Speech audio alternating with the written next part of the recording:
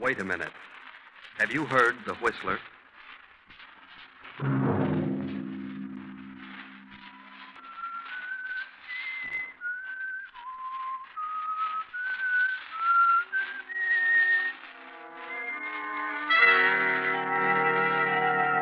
I'm the whistler.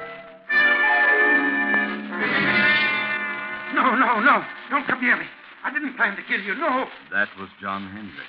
He waited for a chance to sell his soul to the devil. Money is not enough, John. Money is not enough.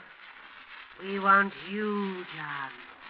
We want you. That was his wife, Martha, the former widow Marsden. Yes, Mother. Yes. And her simple-minded son, Henry. Go ahead, son. Go ahead. We must have John Hendrix. Yes, Mother. Yes, Mother.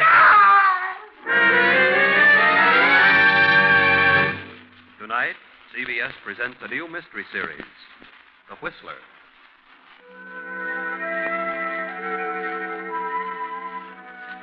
And I, the whistler, know many things, for I walk by night. I know many strange tales, many secrets hidden in the hearts of men and women who have stepped into the shadows. I know the nameless terrors of which they dare not speak. And so I tell you tonight the strange story of Retribution. Gaze up this muddy, rain-splattered road. A small, lonely stone building appears against the lightning-streaked sky. The dismal courthouse of a southern village. The village of Marsdenburg. It is nearly midnight. A trial is in progress. A murder trial. John Hendrix is on trial for his life. The state versus Hendrix. Killed his wife and stepson.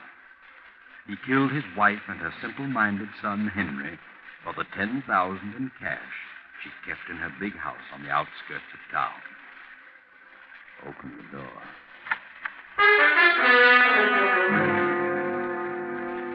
There he stands, John Hendrix, a huge, silent man of 50, large, bony hands. Close the door. Well, what do you think? Does he look like a murderer?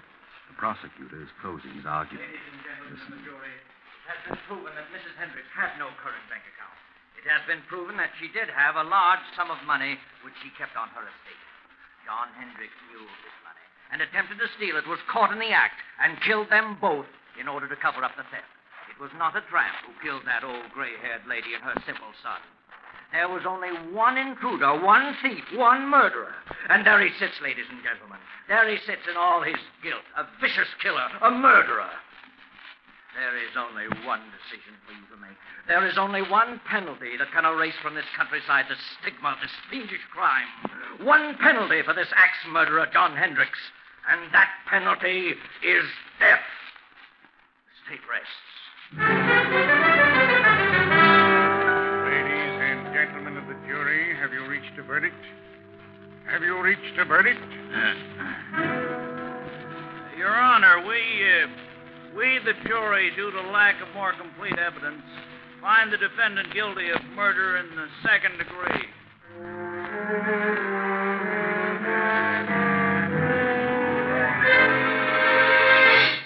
Second degree. Cheated death. You'll get life. Surprised? Of course you are. But it had to be. Yes, it had to be. I know. John Hendrix, stand up. Yes, John, stand up. Face the court. Watch him now. He's on the speed. John Hendrix, I wish to state that I am not in accord with the findings of this jury. However, there's nothing for me to do but sentence you to the state penitentiary for the remainder of your natural life.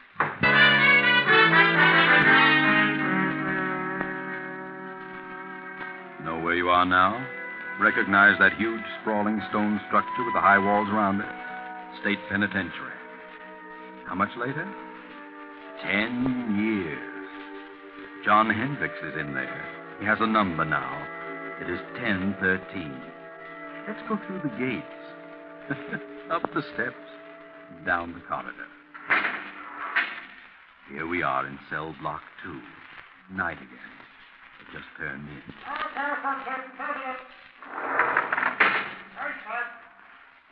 This has been going on for 10 years for John Hendrix, 1013, and his cellmate Bill, 1014. Bill, 1014, is a gangster, or rather he was. But he's changed during the 5 years he's been here. Bill has decided to go straight if he ever gets out, which is very doubtful. But he holds no resentment, has become more or less happy. Bill started reading here, philosophy and so forth. He's changed. But what about John Hendrix? Oh, no, not Hendrix. Because he has a plan. He has a purpose. Move closer to the cell door and listen. All I got to say, Bill, is I think you're crazy enough to make the try with me. That's a matter of opinion, John. But it'll be simple. I got everything all set. It's all fixed. Not a chance of a slip-up. All fixed? Who with? Well, a friend of mine. Oh, I see. Crooked guard. No, he ain't a guard. Don't tell me you got it fixed with a warden. What difference does it make who it is so long as the whole thing is set and fixed? Well, you've got to have some help, inside or out. Oh, Hendrix, I think you're nuts. You're stir crazy. I'm getting out of this place. I got a reason, a good reason. I got something waiting for me outside, something I can enjoy, something that belongs to me. I'm the only one that knows where it is, and I'm going out. You're in here for a good long time, brother, and if you don't want to go with me, you can stay and rot. Look, Hendrix, I still think you're nuts. All right, what of it? I got the right dope, ain't I? And it'll work. Suppose it does. Suppose you find this money hidden away on the old lady's estate. What good will it do you? You killed her and her son to get it, didn't you? That's a lie. I didn't. Didn't kill anybody. I say you did. It ain't true, not a word of it. But I know where the money is. Okay, you can break out. You can have the money, but... Well, I've done a lot of reading and thinking since I've been here. Ah, you gone soft. Maybe so. But I know this much now. If I ever do get out, I'll do things a lot different. Believe me, Hendrix, I'll tread the straight and narrow. I've done a lot of things that I'm sure sorry for now. I can't undo them. But I won't do them again. No, sir, I'll do things different. Not the way I did them before. Ah, you just got religion, but it won't get you out. Maybe not, but I'm resigned. I got exactly what's coming to me. And believe me, Hendrix, so will you. So will you. If you break out, they'll have you back one way or another. You watch and see. Well, I'm going, so you watch and see. Watch and see.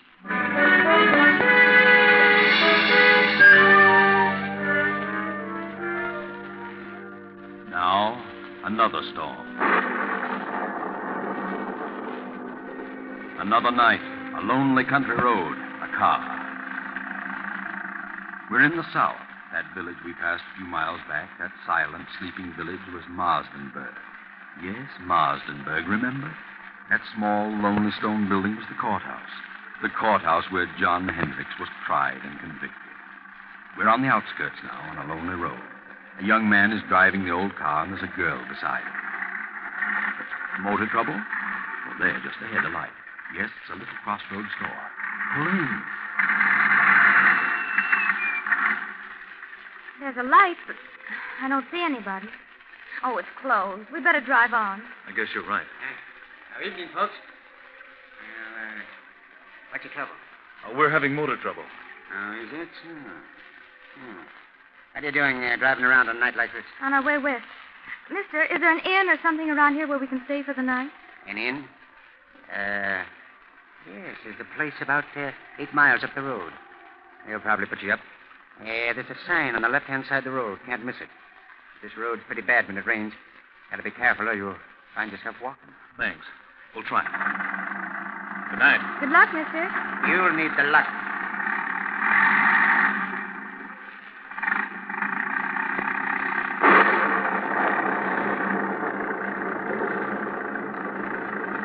The storm is increasing now. The muddy road sparkles in the flashes of lightning. The tall, dark trees sway back and forth in the fury of the storm like moaning, lost souls. The little car lurches and bounces in its fight to keep the center of the highway. 2 miles, 3 miles, 4, maybe 5, and look, there it is, straight ahead. On the right side of the road, a blue light. Ah, yes, that's it. Wait, George. Did the old man say on the right side or the left side of the road? George, what's wrong? I don't know. The distributor must have gotten wet. Look, George. What? That blue light we saw, it's gone. Where is it? We must have passed it. Well, we couldn't have. I was looking right at it. It seemed as though it just disappeared in the thin air. I'd better turn in here. This motor won't last much longer. Guess so. I can't see a thing. No, Can you? it's certainly a desolate-looking place. There must be a house back in there. There it is. Look, there's a driveway. 20 feet ahead. Oh, yeah. This motor's about to conk out. We'd better drive in and see what we can find. Yes. Drive in, George. You'll find something. That's right. Through the gate. Make the curve. Hurry. There goes your motor. A little more. Now. Oh, we just made it. Thank heaven. Yes, that's right. Always thank heaven at a time like this. All right. Get out and go up on the porch. Now, let me help you. I'm all right. What do we do with the bags? We'll leave them here in the car till we find out if there's anyone here. Come on.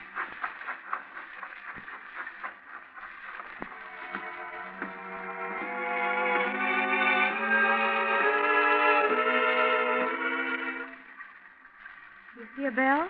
No. Can't see a thing. Gee, this place looks completely deserted. I don't think anyone lives here. I don't either. George, let's don't knock. I don't like this place. Let's go on. How with a dead motor? Where could we go? I'll knock. Well, all right. Ah, that's right. Knock, George. Knock. Go ahead. Louder. Again. We've got to have shelter. Yes, we can't stay in that car any longer. Can we? No. Afraid not. Here it comes. Now you're on your own, George. On your own. There is someone. Yes? Oh. Good evening. What is it? Well, you see, our car... Yes, our car stalled. And we can't go any farther, and it's such a terrible night out that we thought we could stop here for the evening. Stop here? Why, yes, we saw your light and... Light? What light? Why, the little neon out in front. There is no light. Well, have you a room? Yes, there is a room. Well, could we come in? I mean, it's awfully wet out here. You may come in, if you wish. Oh, thank you. Well, this is quite a relief. We were afraid you'd closed up for the night, especially when all the lights were out. Are the lights out? Yes, you see. Huh? Of course the lights are out. Oh, I didn't know. You do take tourists. Do we? Oh, yes, that's what they told us. Who told you? Well, the old man at the little store back at the crossroads. Little store? Yes, at the crossroad about 5 miles back. You know where the crossroad is, don't you? There is no store at the crossroad. There isn't? No. I see. Look, madam, would you mind turning on the lights? I can't see a thing. We have no lights here. No light. Give me a flashlight, Jill.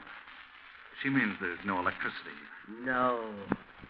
There is no light here. Well, throw the flash around. There must be a lamp. No. Don't make a light. We see well in the dark. We? Who's we? Is there someone else in the house? My son. Oh, he's gone to bed?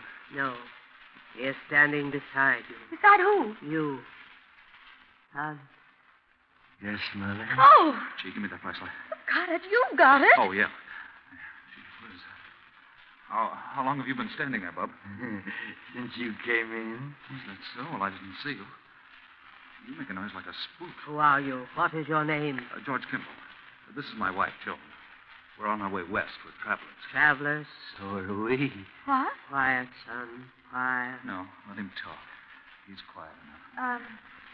How long have you folks been living here? We lived here all our lives. Say, How about closing the door? Is the door open? Why, of course it's... What? George! Now, take it easy, Joan. Don't get excited. Oh, look, madam, there's a candle on that table over there by the fireplace. Is there? Yes, and if you don't mind, I'm going to light it. Please don't. Oh, wait a minute. If you want us to stay here, we insist that we have some light. You want us to stay here, don't you? Do we? Do we, son? Yes, Mother. What are you looking at me for? Yes, Mother. Without light? Yes, Mother. George, let's go. I don't want to stay here tonight. This place doesn't look good to me. There has been no good here for many years. See what I mean, George? I don't get it. You don't seem to want us, yet your son does. How do you make any money that way? We don't make money. You don't? You mean you haven't had any guests lately? No, not for many years.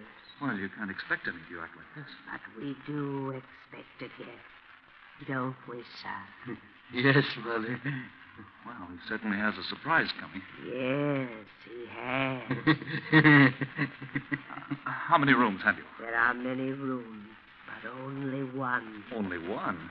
That doesn't make sense. What do you mean? Only one for guests. You mean only one equipped? Yes. Well, then if you've got it reserved for this guest you expect, what are we going to do? There is an inn farther along the road. They have rooms. They will take care of you. It will be best for us. Our distributor got wet, so our car won't run. Where is your car? Right there at the foot of the steps. I see no car. You don't? Why, it's standing right... Joan. George, where is it? It's gone. Holy smoke, it is gone. But where? How? I didn't hear a sound. It must have rolled ahead. Well, throw your light around. Not a sign of it. Say, what goes on here? Son, Yes, Mother. you move the car. Yes, Mother. I understand, son. I understand. Wait a minute. Your son moved it? How could he? The motor won't even run. And even if it would, we didn't hear a sound.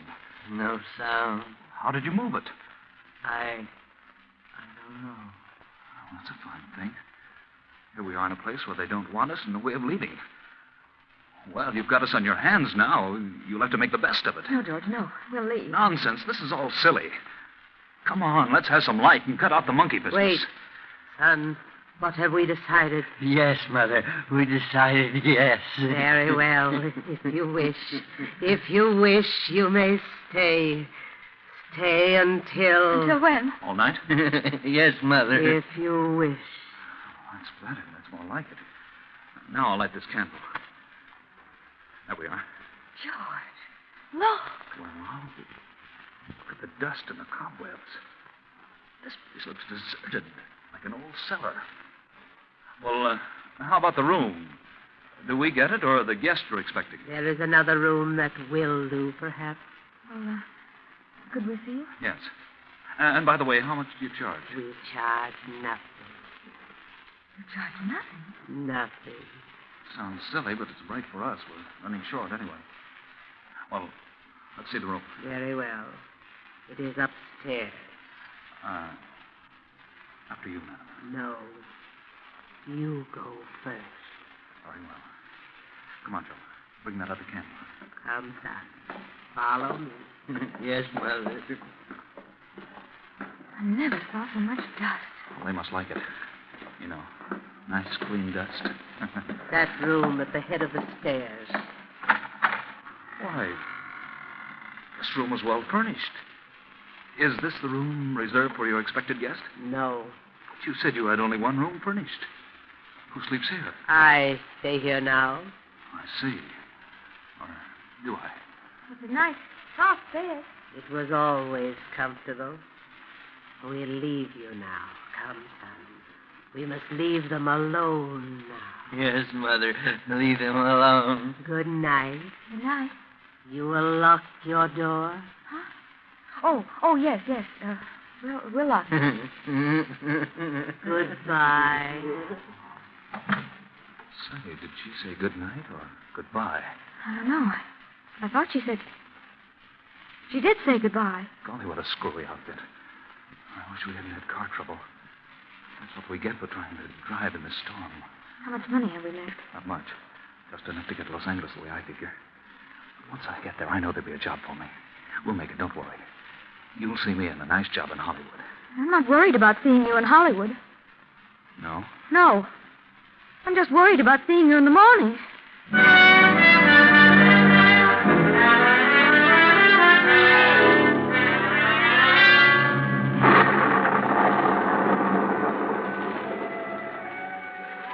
The same night, but later. It's midnight. Another car on the same road. You know who it is. It's John Hendrix. You know where he's going. He turns in at our deserted mansion, up the driveway, and stops. He steps out. Slips up the steps, opens the door, and throws his flash about the dusty room. Cobwebs glisten in the beam. A few moments, and the light comes to rest on the fireplace. He steps quickly to the mantel, draws a small hammer and chisel from his pocket, and sets to work removing a brick. Now he's finished. The brick is loose. He reaches in and withdraws a heavy yellow envelope. He starts to put it in his pocket, but suddenly freezes in his tracks. He can't move. He turns icy cold. Turn around, Hendrix. Turn around. Look. At the foot of the stairs across the room stands a woman holding a candle, and beside her a grinning youth holding an axe. Turn around, Hendrix. Look at their heads covered with blood. Turn around. John Hendrix murderer. John Hendrix thief. Martha. Yes, John. Henry. Yes, John. No. We've come for you, John, the same way you came for us. We've been waiting for you, John. We knew you'd come back for the money. We've been waiting. We've come to take you, John. No. Please don't come near me. Please. You must suffer, John, as we have suffered. I've suffered. Not enough, John. Not enough. I didn't mean to do it. I didn't plan to kill you. I went mad, lost my head. No, don't come near me. You can have the money. You can have it. Then give it to us, John. Give us the money. You won't need it now. Come, son. We must have the money, and we must take John. Come, son, come. No. There's the money on the floor. Money is not enough, John. Money is not enough. Go ahead, son. Go ahead. We must have John Hendrix, thief, murderer. Yes, Mother. Yes, Mother. Yes, Mother. No. I'll shoot. Bullets won't stop us.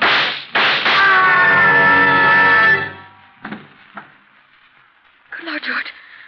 What was that? I heard a scream. Downstairs. So did I. And shots. I'll open the door. It must have been downstairs. I don't see a thing. Here's your flashlight. Great Scott. Look. A man down there on the floor. Come on.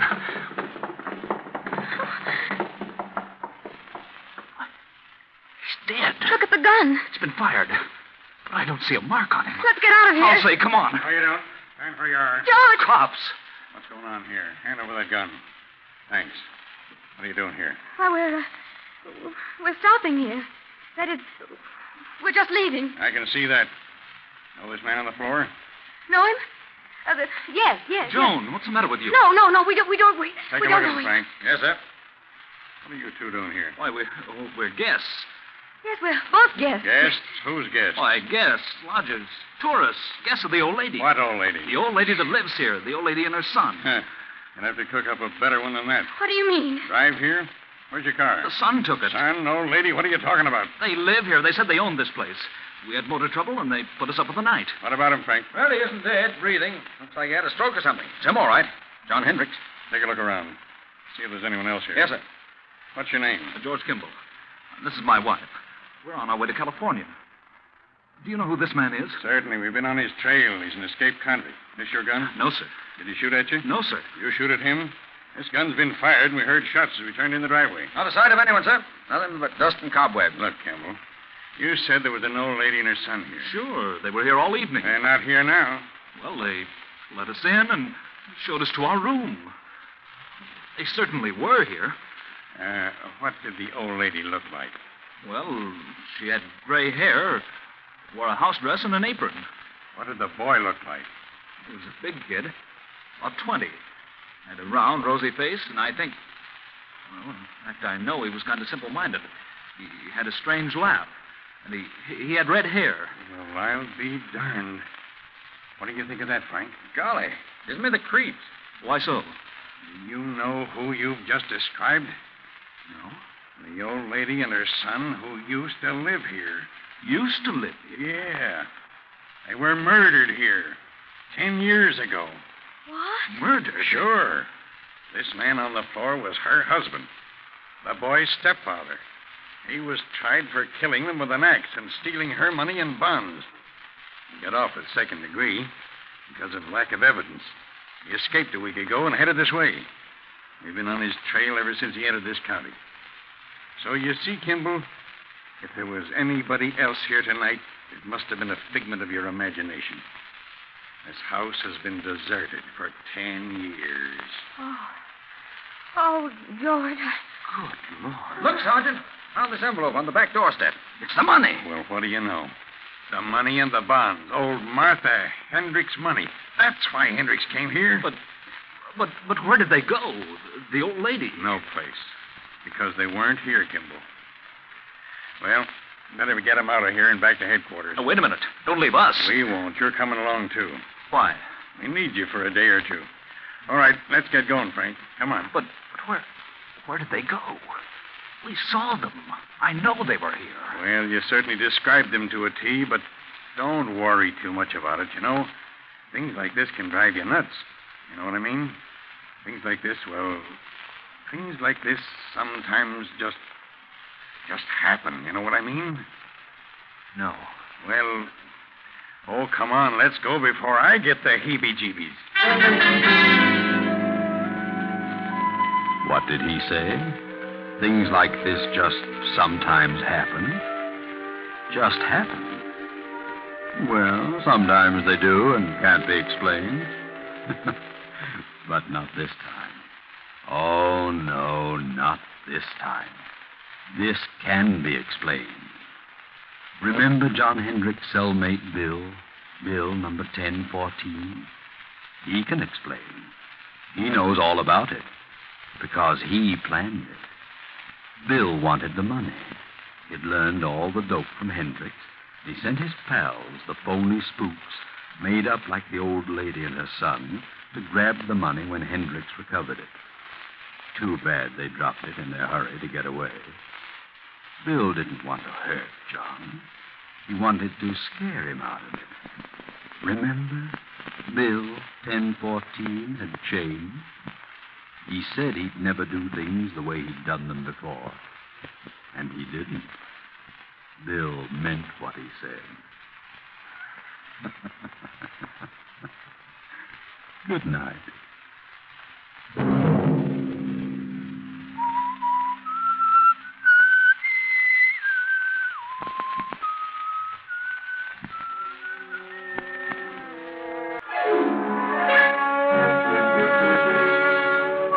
The Whistler, with original music composed and conducted by Wilbur Hatch, is written and directed by J. Donald Wilson and originates from Columbia Square in Hollywood.